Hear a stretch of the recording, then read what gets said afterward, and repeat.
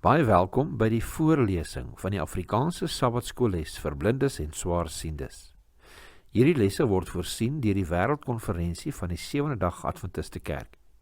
Die voorlesing van die les word aan u gebring deur SSL in samewerking met Adventiste Wêreldradio Afrikaans en word voorgeles deur Marlena Nel.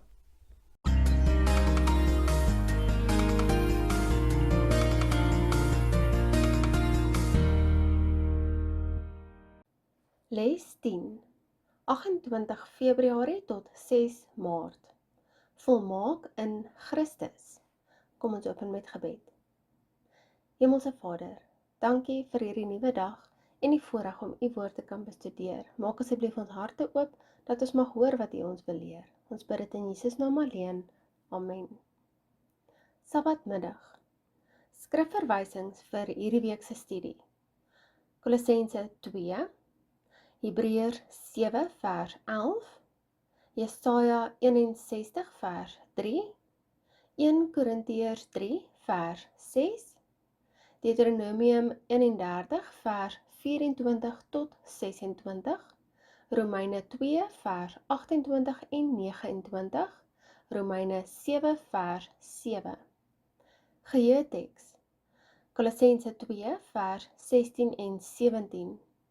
Laat niemand julle dan oordeel in spys of in drank of met betrekking tot 'n fees of nuwe maan of Sabbat nie, wat 'n skaduwee is van die toekomstige dinge, maar die liggaam behoort aan Christus.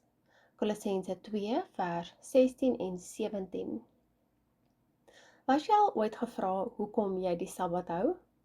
Dalk was selfs hierdie week se geheeteks as 'n bewys daarteen gebruik. Tog was die teksvers nie geskryf om na die 4de gebod te verwys nie, maar as 'n antwoord op dwalinge wat deur valse leraars in die kerk ingebring was. Wat was hierdie dwalinge? Eerstens word die valse leringe beskryf in Kolossense 2 vers 8 as wysbegeerte, die oorlewering van die mense, die eerste beginsels van die wêreld en nie volgens Christus nie. Dit verwys ook na die besnydenis en na die hou van die Joodse feeste in Kolossense 2 vers 11 en 16, saam met die Joodse reinigingsrituele en reëls met betrekking tot voedsel in Kolossense 2 vers 16 en 21, en om nie die aanbidding van die engele na te streef nie in Kolossense 2 vers 18.